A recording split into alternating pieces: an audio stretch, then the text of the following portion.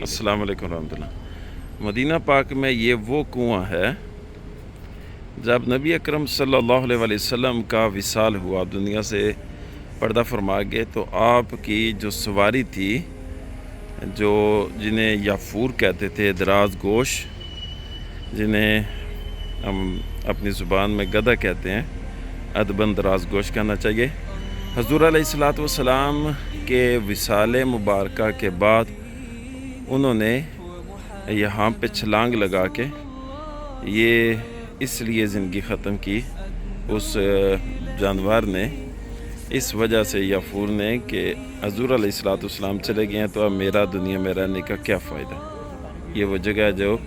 وہ ایک جانور حضور علیہ السلام کی محبت کی وجہ سے یہاں پہ چلا گیا۔ نبی اکرم صلی اللہ علیہ وسلم کی اونٹنی کے 2 قدموں کے نشان یہ موجود ہے، کسوہ اونٹنی، ایک یہ ہے اور ایک یہ ہے۔ یہاں پہ نبی علیہ السلام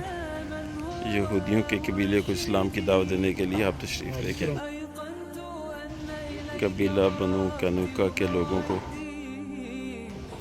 دعوت دینے کے لیے تشریف لے کے آئے، تو جس اونٹنی پہ تھے کسوہ پہ اس کے نشان پاؤں کے۔ کربلا کے بعد حضرت امام زین العابدین رضی اللہ تعالی عنہ نے یہاں پہ اپنا مکان بنایا تھا، اب یہاں پہ رہتے ہیں، بیت الحزن کہتے ہیں، بیت گھر کو اور حزن غم کو کہتے ہیں۔ حضرت امام علی مقام کے لخت جگر امام زین العابدین نے کربلا سے واپسی پر مدینہ منورہ میں اس جگہ پہ اپنا مکان بنایا اور یہیں پہ آپ نے قیام کیا۔ تو یہ وہ جگہ ہے جہاں پر نبی علیہ السلام نے جس صحابی کو چھڑی دی تھی وہ روشن ہو گئی تھی، اور یہ پیر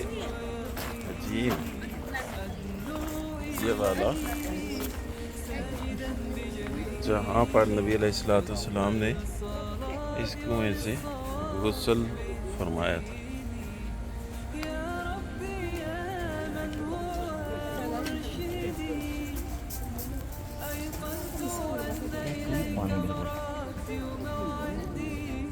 ماشاء اللہ،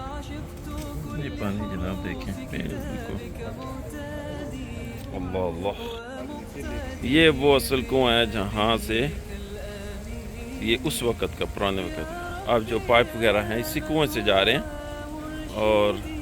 ظاہراً اس میں پانی سامنے نظر نہیں آ رہا، لیکن یہ پانی اسی کنویں کا ہے۔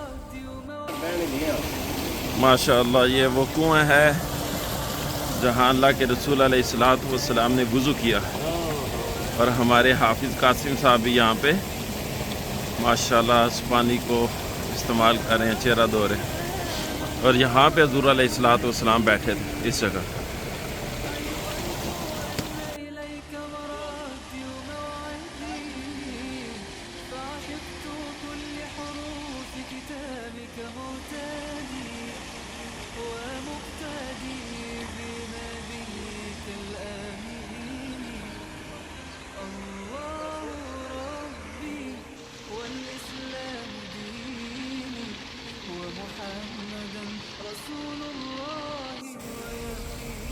یہ وہ جگہ ہے جہاں پہ حضرت ابوبکر صدیق رضی اللہ تعالی عنہ نے نبی علیہ السلام کے اوپر سایہ کیا تھا، اور یہاں پہ حضور علیہ السلام نے وضو فرمایا تھا۔